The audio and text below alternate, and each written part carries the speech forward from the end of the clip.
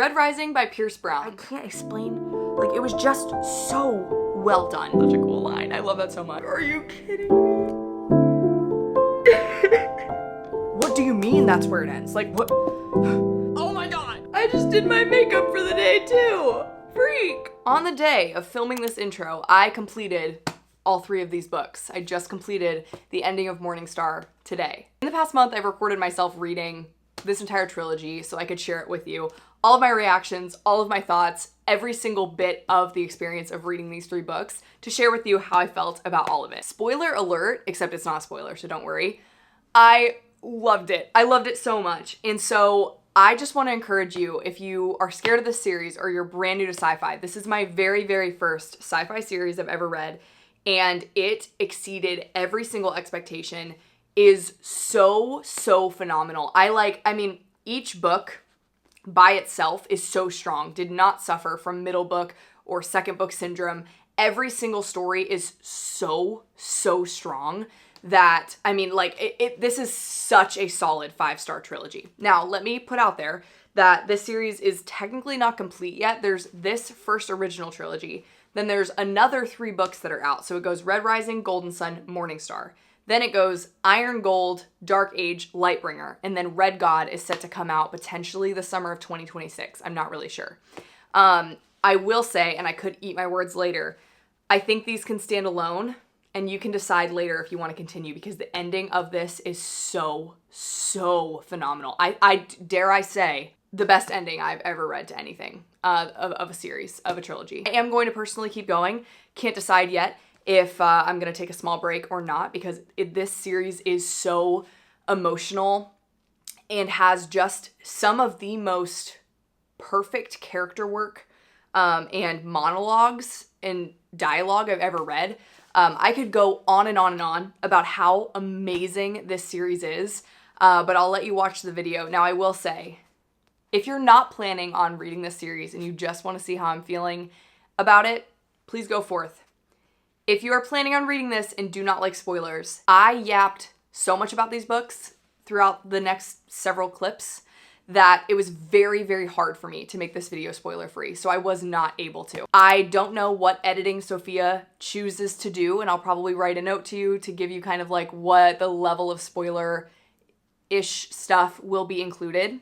But as of right now, this video is not spoiler free, and so I am really just sharing this with the Red Rising world of all of my thoughts as I went through this series. That was your warning. If you are someone who hates spoilers, you don't want to know anything going into this series, then time to click off and come back after you read it. But before you go, I just want to encourage you, this series is so, so good. So please, please read it. Don't be intimidated by it. As somebody who primarily read only romantasy prior to this, and I've only ever read like really one high fantasy, this is my first sci-fi series.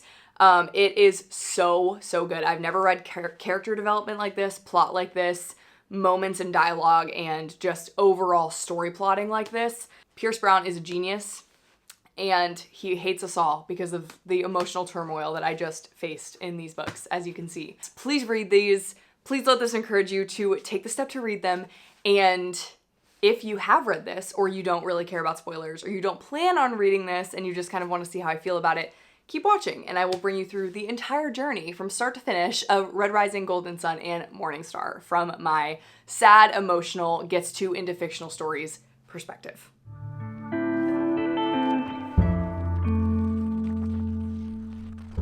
I fear the timing of this is not ideal, but it looks like I'll be finishing Red Rising at the gym. I'm really hoping that since this is book 1, this is not going to be like some super emotional ending. Like, I really hope so.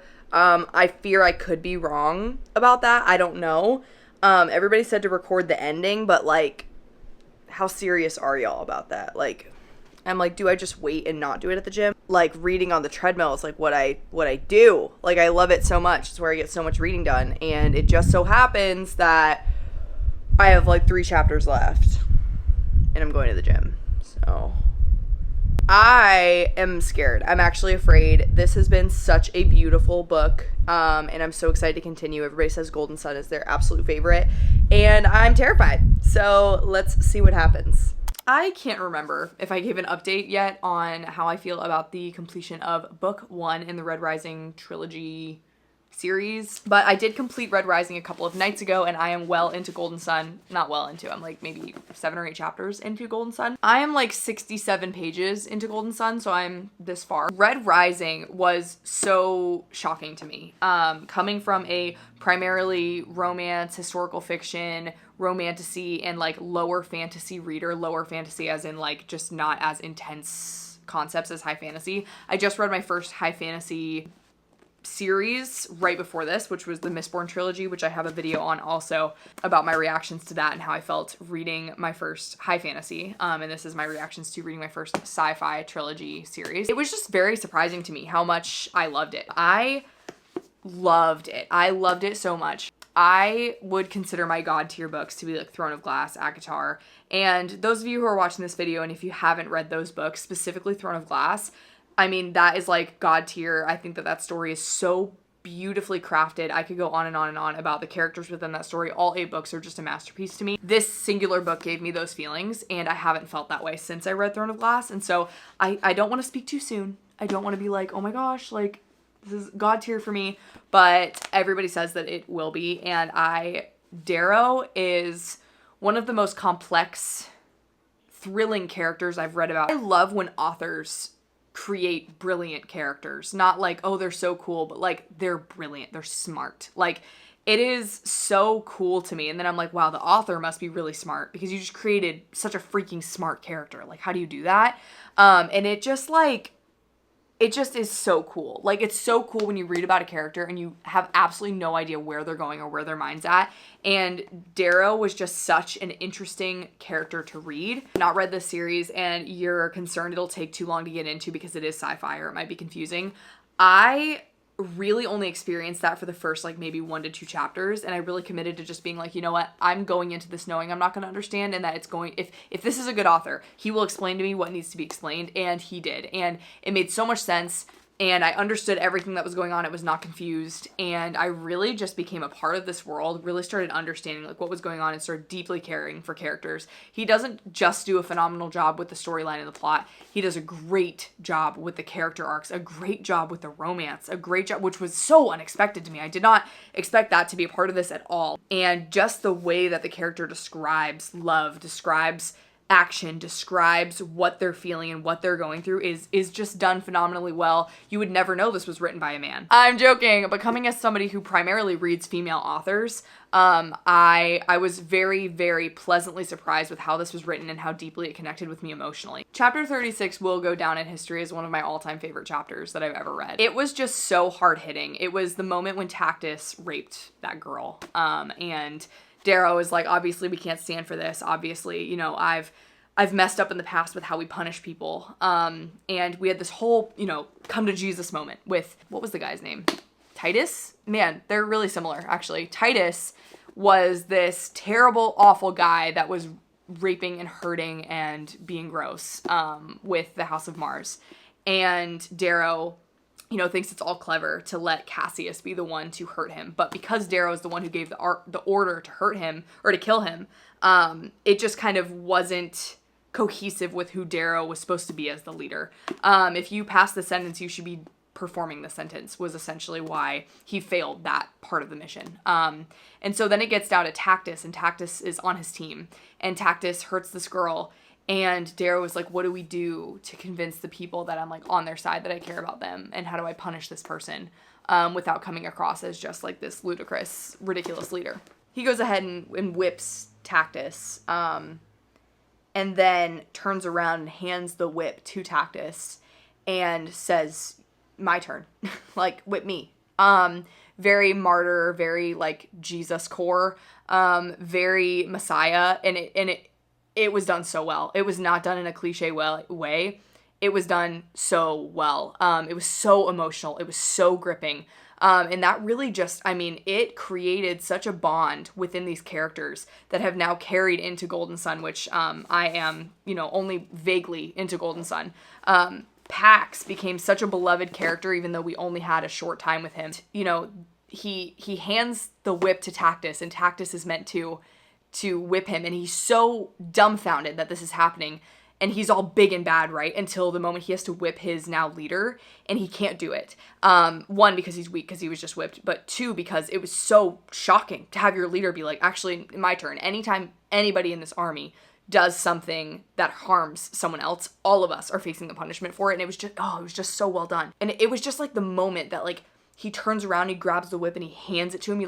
He's like pushing him backwards. Take this and whip me. Crazy. Literally, the writing was just so, it was just so good. It was just so freaking good in that part. The whole book, but it was just so good. And so then for Pax, who's described as this big, bulky, no wolf skin will cloak this man because he's so giant and manly, and Pax has to take the whip and whip him. And up to this point, they're buddies, but they're not, like, brothers. Like, they're not sold on each other yet at this point. And Pax has to carry out the punishment. And he starts, Tactus had whipped him until count 6. And he wanted 25. And Pax starts the count at 6 because that's where Tactus stops. And Darrow says, no, start over. And I highlighted the start over because it was just, like, I can't explain.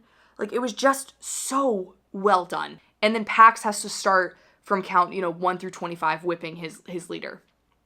And it says, Pax is Pax, so he can be lightening the load, but he's still giant. He's still hurting me. It's still, it is coming across what is happening. And it says later that Pax was crying.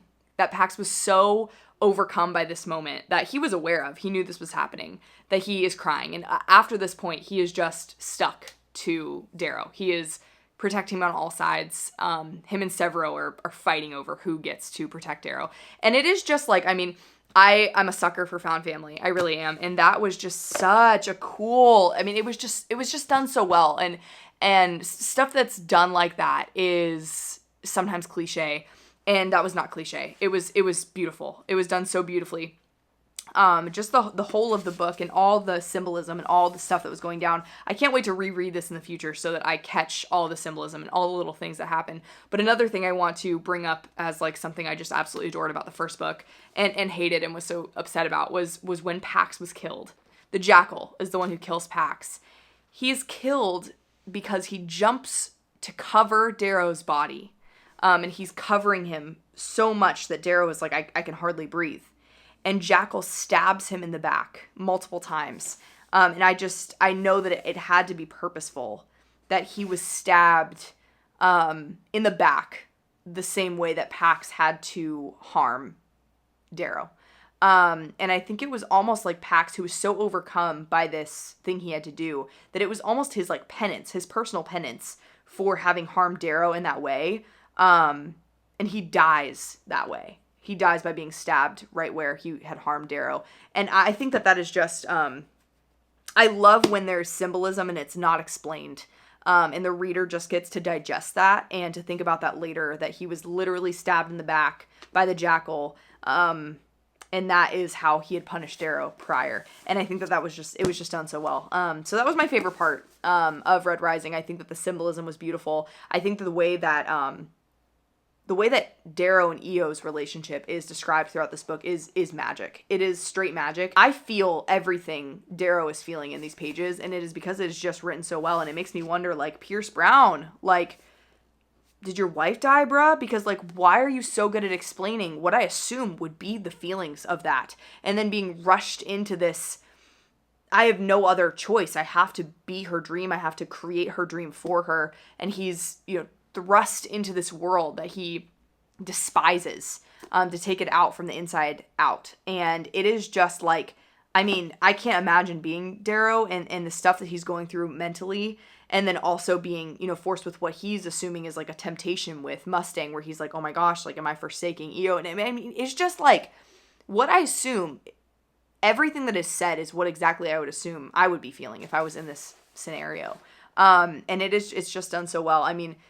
Gosh, the whole thing is just so good. Like the whole scene with the carver and him being carved and turned into a gold and the turmoil that is that. Like I can't say enough good things about this first one. I am so pumped as we go into Golden Sun. I'm so pumped. Just to see where this goes. Everybody says the ending is crazy, the best ending they've ever read, and I'm scared. I'm so scared. So yeah, that is my Red Rising thoughts, and I will keep you posted as I go.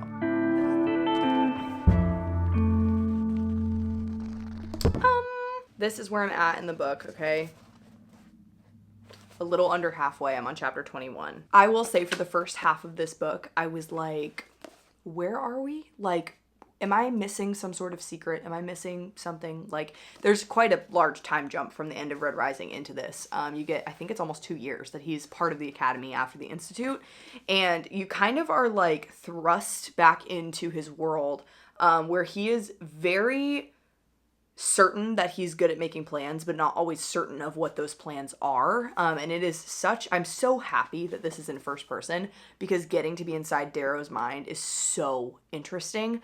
But now that I'm almost halfway through, I'm really understanding like what's going on and what's happening here. And I'm back in the story and really seeing what's actually going on. It's very cool to be inside Darrow's head because he's a character that is so confident in Eo's dream, but not confident in himself. And I know that that's going to be his character arc and where we see him go. And it's really beautiful how the author has kept Eo alive. It really is so beautiful, like how he's written about Eo, how his like heart is still tethered to her, how his dreams are still hers.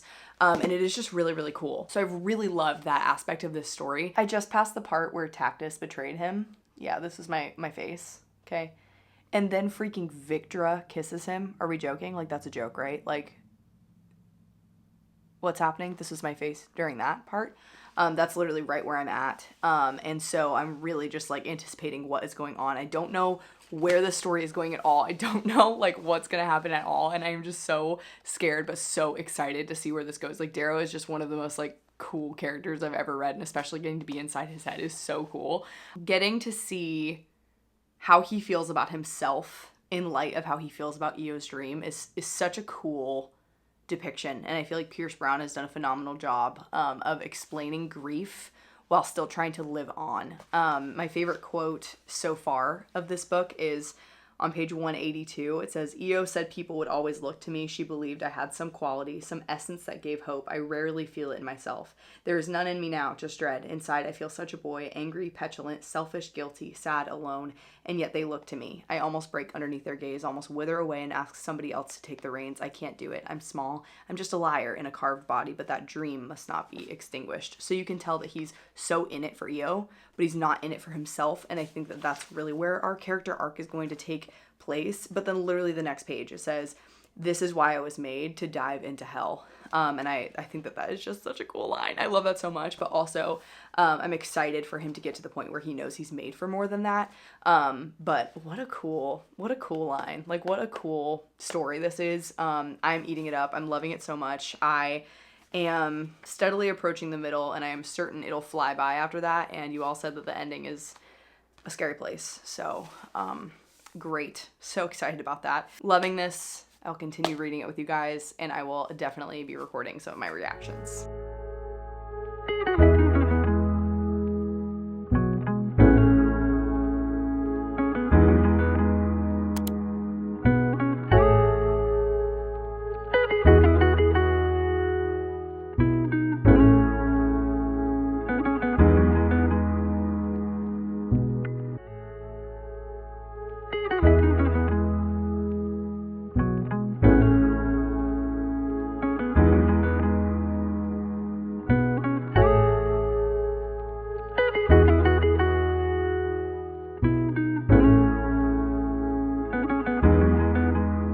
Okay, we are going to do a very small check-in. I'm on chapter 30. I'm about 60% of the way through the book. At least that's what my Kindle says. I really feel like it's picking up pace. I really feel like we are on the cusp of a lot of crazy things happening because for the last like several chapters, there's been, essentially pages of highlightable quotes. I don't know how to explain. It's not like, how do I even explain this? Like, I remember when I read Throne of Glass and when I was reading it, I was like, yeah, this is good.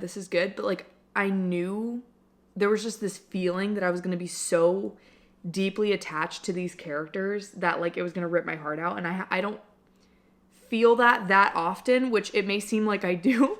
Mistborn made me feel that way. This is making me feel that way. Throne of Glass did. All of those like books that like are my god tier series.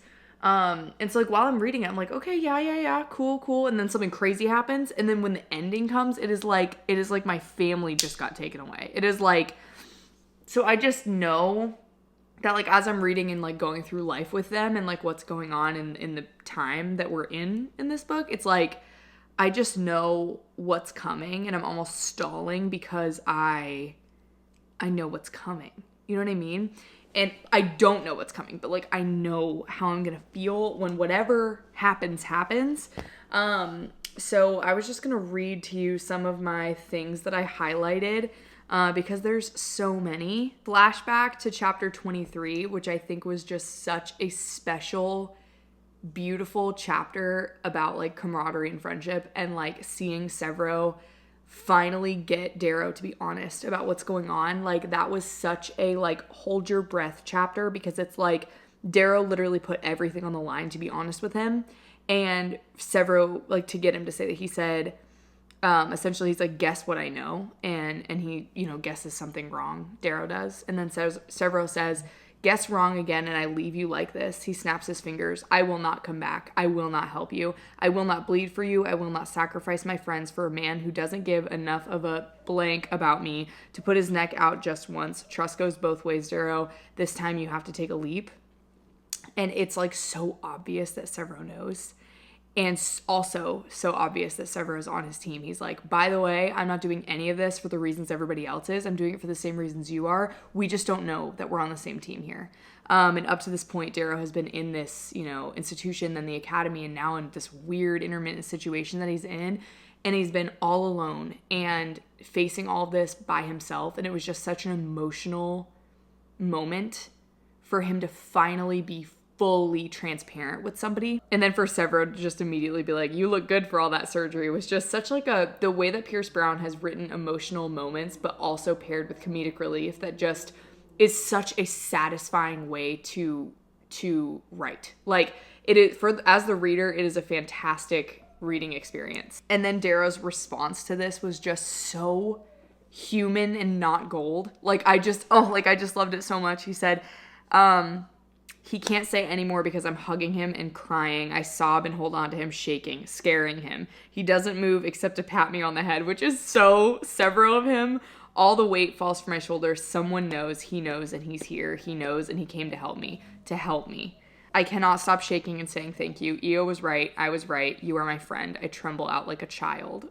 It almost makes him cry seeing me this way. Like, it is just like so precious. Like, this moment was just so precious. Then moving on to chapter 24 with, you know, there's some weird stuff going on between Mustang and Darrow, and they're just not on the same page. They're just kind of like, they've lost their way quite a bit. She makes this statement, and it just was really cool. She said, the human spirit tries to break free again and again, not in hate like the Dark Revolt, but for love. They don't mimic each other. They aren't inspired by others who come before them. Each is willing to take the leap, thinking they are the first. That's bravery, and that means it's part of who we are as people. She was basically saying that a lot of things that have happened in their history have been taken out, and so nobody knows that there's been other revolts or other people doing things, and so every time a revolt or something happens, it's the person thinking they're the first one because they're that brave. And it was just a sweet sentiment, but also like really deep. It was like, it must be part of our human nature that we can continue to be brave thinking we're the first ones. Like, it's not to mimic each other, it is to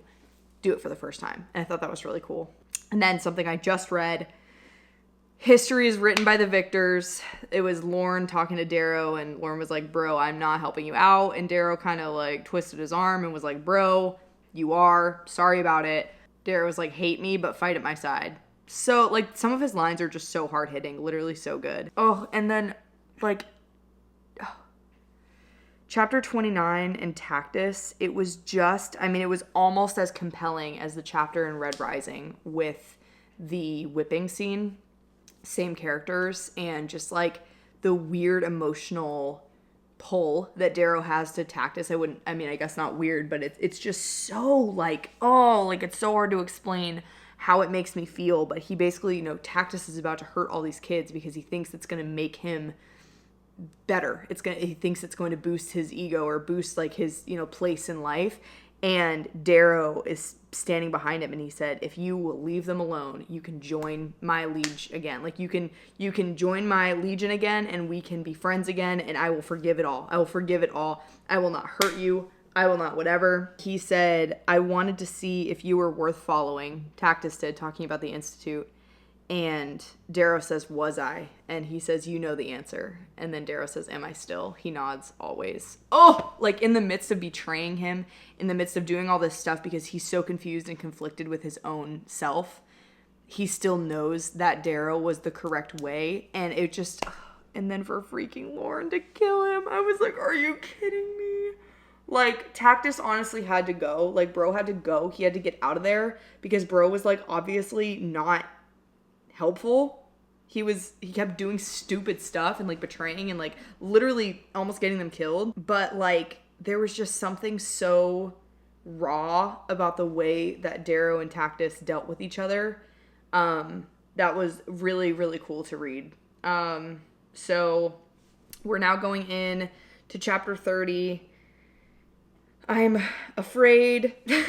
I'm afraid. And yeah, hold on. We're on part 3? Yeah. We're on part 3, chapter 30, Gathering Storm. So keep you posted.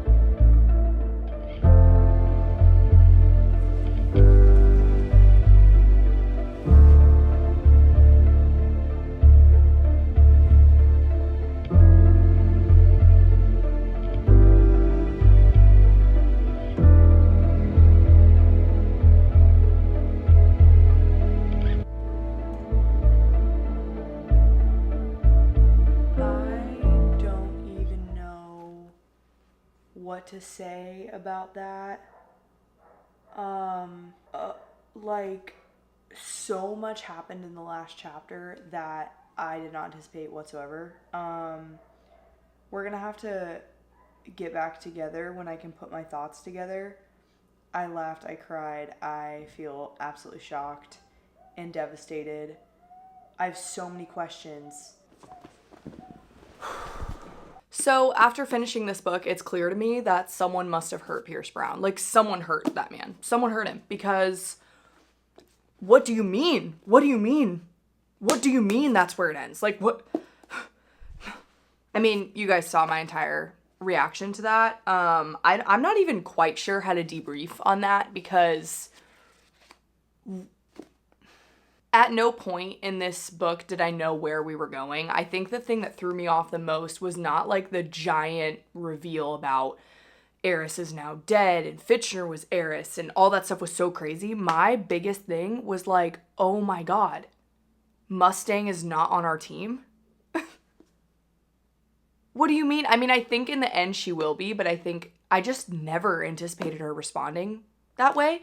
And I feel like later on we're going to get like the reasoning behind why that happened. I don't know. Like, there were so many Severo reveals, like Severo's half red, which was just so, like, it makes so much sense. And so many quotes in this were just so compelling, emotional. Like, I felt everything reading this. Like, the biggest points for me were Severo's half red, right? That was like a huge deal.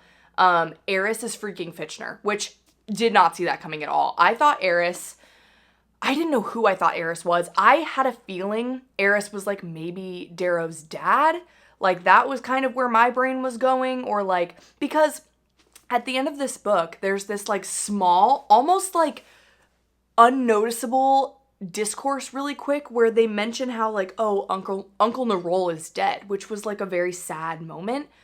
But then there was like this small comment made. I don't even remember who said it, but it was like, is he really dead? Or like, did he fake his death also? Like, it was kind of like a thought of like, did they go and become sons of Eris? So then I'm like, how many other people? Like, we know for sure Eo's dead. Like, that's certain. Eo is dead. But everybody else, I'm like, are we sure? Like, are we 100% positive like we'd buried these people in the ground? But then again, like, Darrow was also buried in the ground. I don't know, it's the resurrection trope, but it's like better than that. You know what I mean? Like, it's like, oh, wait, nothing is what we think it is. So I don't really know. So Fitchner being Eris was like a very, like, I was like, oh my gosh, I underestimated that man, which I was supposed to. Like, everybody underestimates Fitchner. So that was crazy. It makes so much sense that he would be Severo's dad. And then the whole story of like him with his wife and like wanting a child so bad. And then they have Severo, and like that's just like so cool that he's half red. It like adds so much depth to his character and makes so much sense why he's so much smaller than the other Golds. The whole scene of Darrow going and visiting his family was two things. One, so stupid. We could have avoided all of our problems by not doing that. But I think it was so vital and precious to the story. I was bawling. The mom, like without skipping a beat, knows who Darrow is, and I think that that was just such a like healing moment for his character, because this whole time he was like, even if we make it out of this, even if I win Eo's mission and I do all the stuff for the Sons of Eris, I will never be able to go home to my family. I will never be known by my family. I will never be who I once was. And for him to show up and his mom, like, I mean, he's been physically changed so much to the point where even though he had been broadcasted all over the HC during his whipping and during Eo's death, nobody up to this point has recognized him. Nobody knows who Darrow is. Like, nobody has connected that whatsoever. And his mom was, I mean, not even a second of hesitation knew that it was him. And I think that that was just like, and she was never told he was gold. She was told he was alive, but she was never told he was gold. And so it's not like she was, like ready for that revelation. She just knew. And that was like such a healing, special moment between them and for Darrow's character, and just brutal on me. Cause like, wow, it was rough. It was emotional. It was great. But yeah, so that was like my favorite part of that whole book.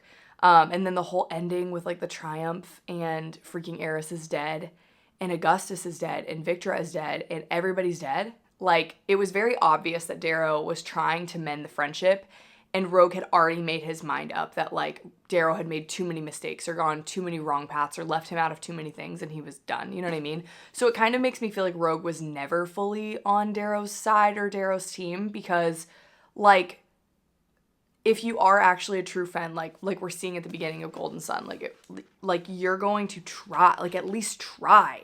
You know what I mean? I don't know. Like, I just was like, oh, we are dealing with, like, the pinnacle of gold right now, and I was just very disappointed in Rogue's choices, obviously, but I came to expect more from him, and I think Severo is really the only one that we can trust fully at this point. Like, we can't trust Mustang right now, we can't trust really anybody around him, and even some of the Howlers, no. Like, I think Severo is like full on mission, and I do think, I haven't seen Ragnar yet. I started Morningstar, I'm on chapter like 4 or 5, and I haven't seen Ragnar yet, and I don't even know if he's alive or like what's going on. I think we may be able to trust Ragnar and Severo. But yeah, this book was brutal. It was brutal. I loved it. It was so good. And yeah, Pierce Brown, I hope that he is making so much money off these books so that he can pay for my therapy bills after experiencing the trauma of that. We're in our 3rd book of this vlog. We are almost there. We're almost there. I'm on chapter 4. Okay. I just started. I'm on page 29. Or maybe 30. And we just figured out Victor's alive, which was such a win for me. I love that. He was freaking in solitary confinement in a little stone chamber with his hands tied around his back for 9 months. Like, how did he not, he is kind of losing it, but like, how did he not, like, for real lose it? Yeah, that's crazy. Like, we're basically just getting thrown in a year after all of this took place, and I'm here for it. I'm living for it. terrified. I'm so scared because I've been making TikToks, obviously, and they're getting a lot of traction. A lot of you guys are seeing my like reactions to this, and everyone's like, oh, brace yourself, it gets worse and worse. And I'm like, y'all hate me. You do hate me. Pierce Brown hates me. So I'll keep you updated as we go. Oh, I didn't even realize that this was a sling blade. I didn't even realize that until right now. But yeah, I'll keep you posted. I'm asking everybody what chapters I need to record, like what I need to be prepared for. But yeah, welcome to the last book of this vlog.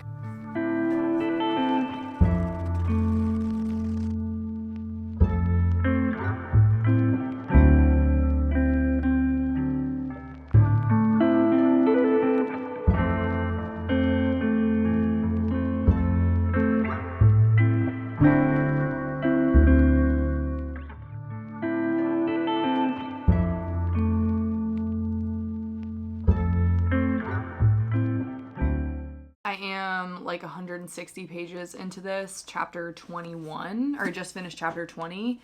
All I want to know is what happened to Severo and Darrow's chemistry. It's hurting me. It's hurting me right here. Very, very upset about it. Also, Victor's alive. Mustang was just meeting with the whatever it is. Meeting with them and co-conspirating. Why can't I talk? I'm so upset.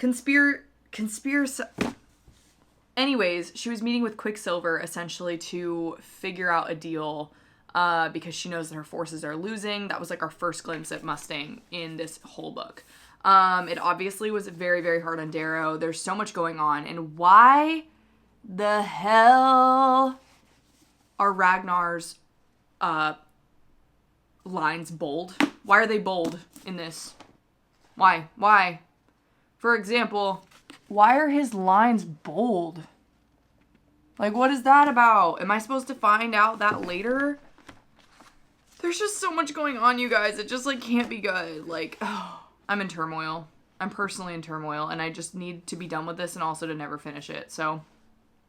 Oh, and we also just figured out that freaking Quicksilver is a son of Ares. Eris. How do you say that? Because everybody's frying me in the comments saying I'm saying it wrong. Watch someone else then. I don't know how to talk. Yeah, page 156, the last line of chapter 20 says, I, Regulus, am also a founding member of the Son of Eris. So, what does that mean? Does Mustang know that? What's the T?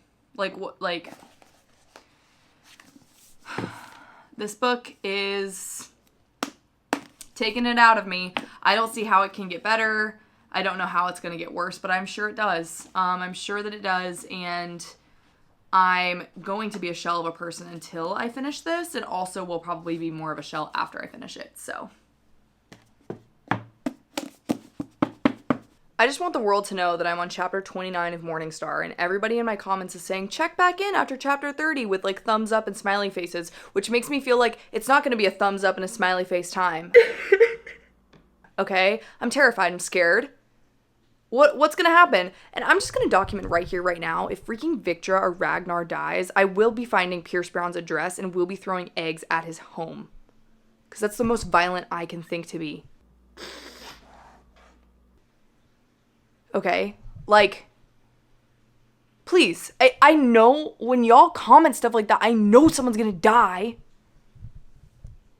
I know someone's going to die because everyone's like, oh my gosh, End of Golden Sun's going to be the best time ever. You're going to love it. I didn't love it. So this is me just documenting right now that you guys are liars in my comments.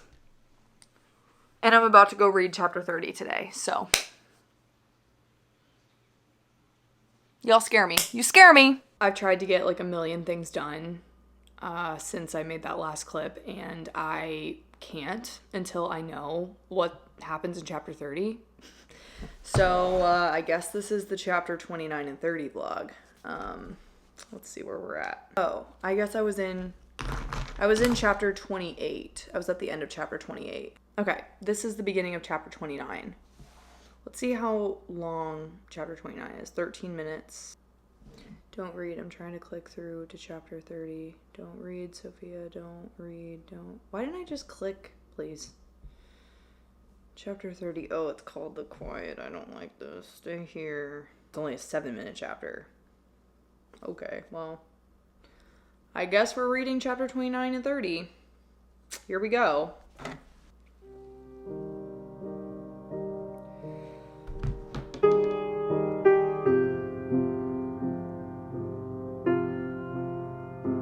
Oh! I know what's gonna freaking happen. I know what's gonna freaking happen. I think Ragnar's gonna die.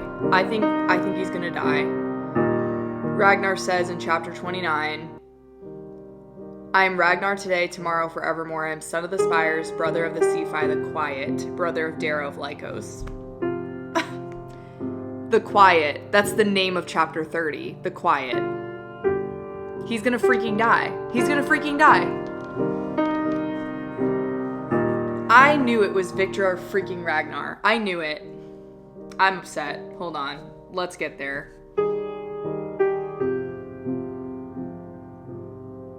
Wait.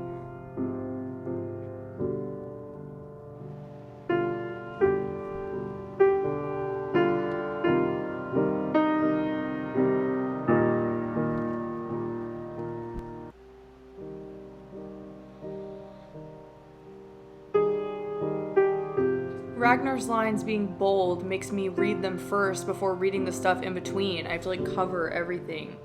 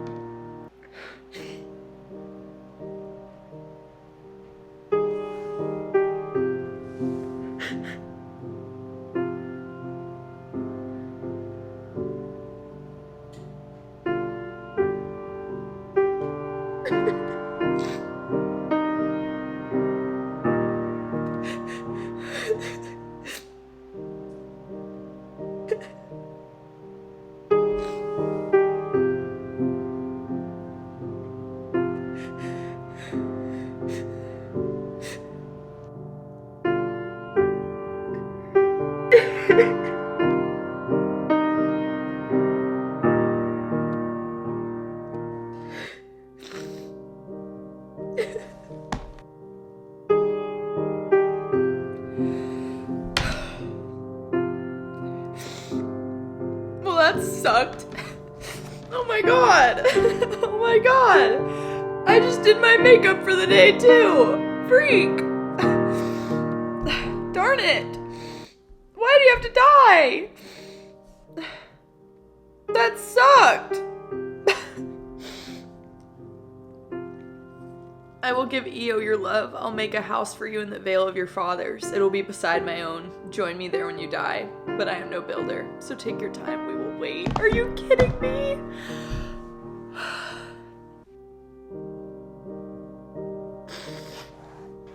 This is so sad. I hate chapter 30. This is terrible.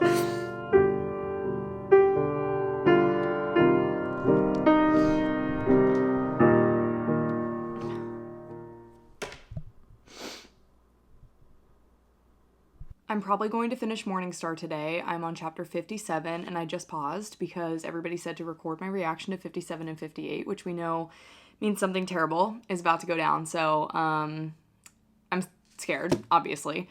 I've been switching back and forth between the physical and the audio, and I'm listening to the audio right now. Everybody said that I don't have to like record until the middle of 57, so I think I'm going to like keep listening, and when things get a little crazy, I'll pause and just actually physically sit down and read 57 and 58.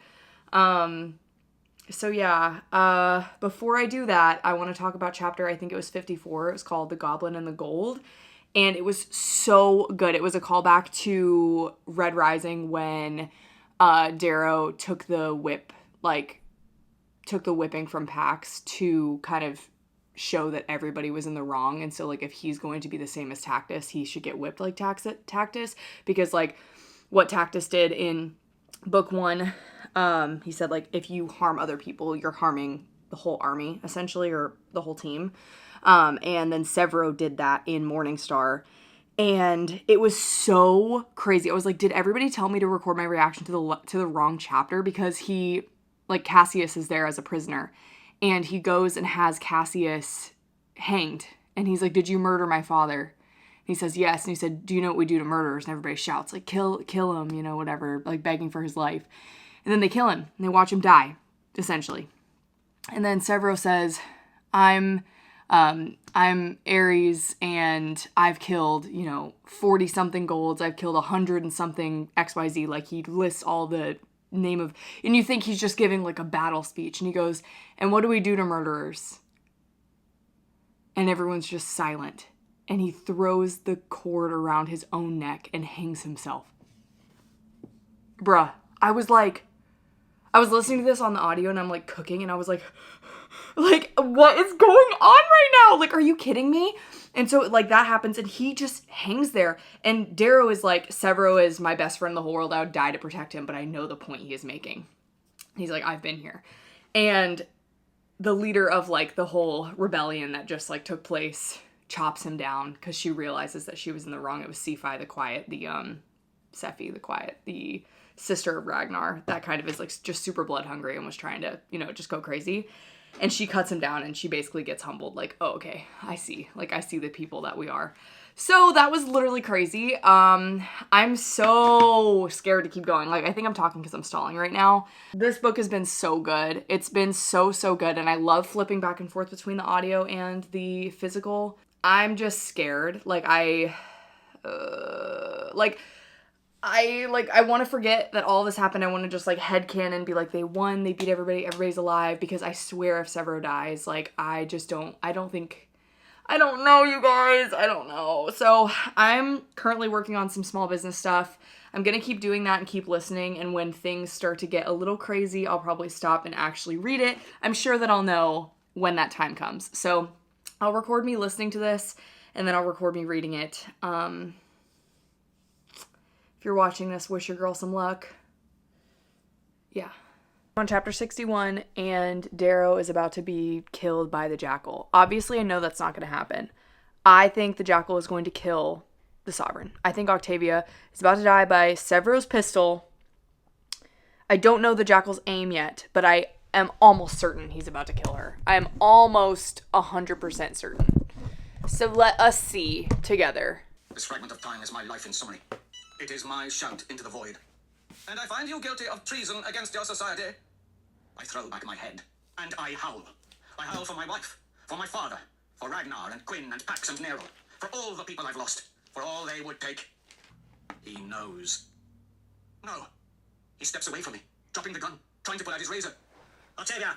Archer shouts, lunging forward. But just then, in that beat of the heart, the Sovereign hears something behind the camera, and turns to see a Praetorian guard with his head tilted, his pulse rifle thumping to the floor as a grisly red tongue protrudes from his mouth. Only it's not a tongue. It's Cassius's bloody razor that entered through the back of the Praetorian skull and out between his teeth, hidden inside the metal vest. I lunge toward the Sovereign. Faster than she can blink, I jam the blade through her black jacket into the softness of her lower belly. She gasps, eyes huge, inches from mine. I smell the coffee on her breath, feel the flutter of her eyelashes as I stab her 6 more times in the gut, and on the last, rip the metal up toward her sternum. Hot blood pours over my knuckles and chest as she spills open. Octavia! Archer's charging me, making it halfway before Mustang, firing from her knees, shoots her in the armored side with the pulse rifle. How was my acting? He asks, wincing. Not quite as good as your sword work, I say, looking at the bodies around him.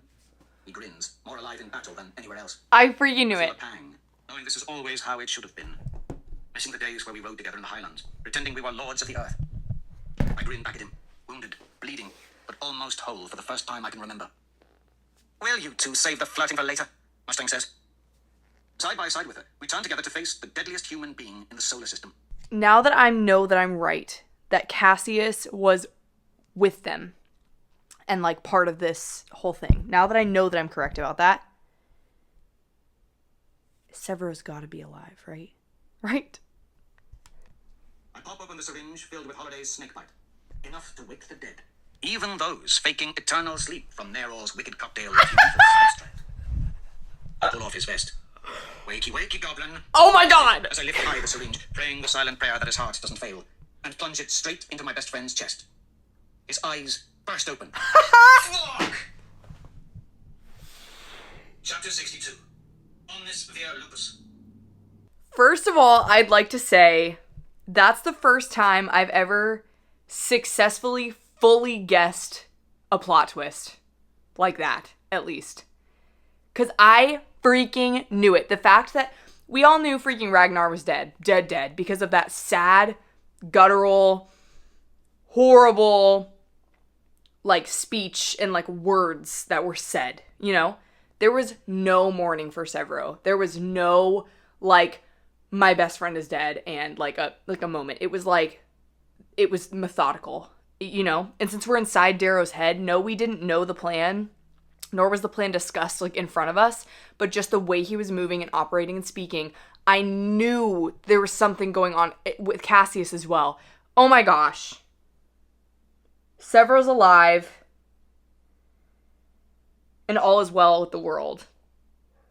However, I do think he could still die in this series. I do, because that seems like major foreshadowing, because next time it could be like, you know, Severo dies and it's like, this was not a plan. This was not a fake thing. That's 2 times within the span of 10 chapters I thought my favorite character ever was dead. So I have trauma. I'm almost done with the book, and just the writing is so good. I'm so happy about it. I just finished Morningstar today.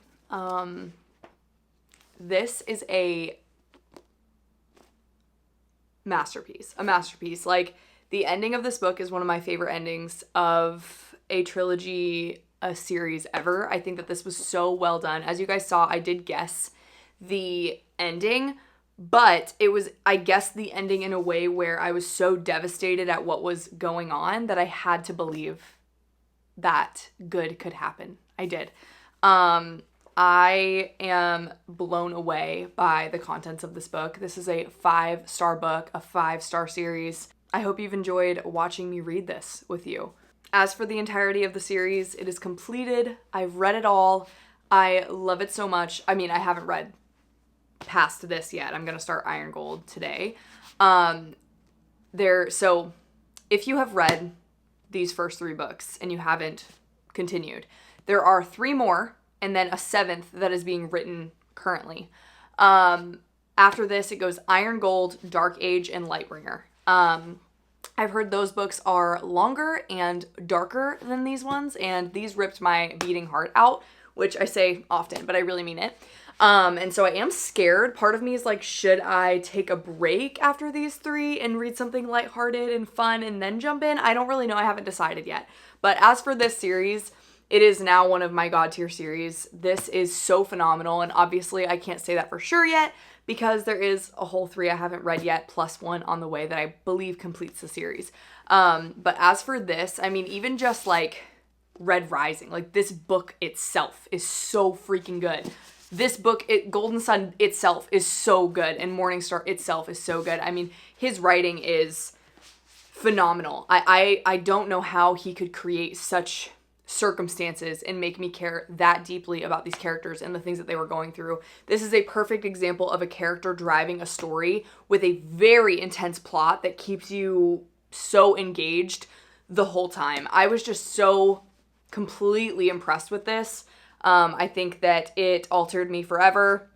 Obviously, I was so emotional about these characters, felt so much for all the contents of these books, and I can't believe I've already read all 3 of them, and I'm so excited to see where it takes me in the future. Now, I did read the synopsis for Iron Gold, which is the next one, and apparently it takes place 10 whole years after this, which hurts. That hurts.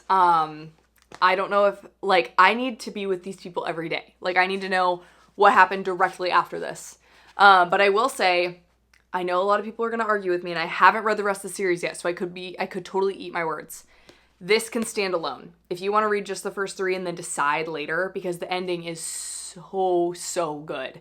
Now, because I'm so deeply invested in these characters, I've got to know what happens after this. So I think I'm going to continue, and I do think, I think Pierce Brown, the author of these, said that the last book, the earliest it would come out is summer 2026. So obviously that's over a year away, which is very sad. But I have heard Lightbringer number 6 is so phenomenal and a fantastic book.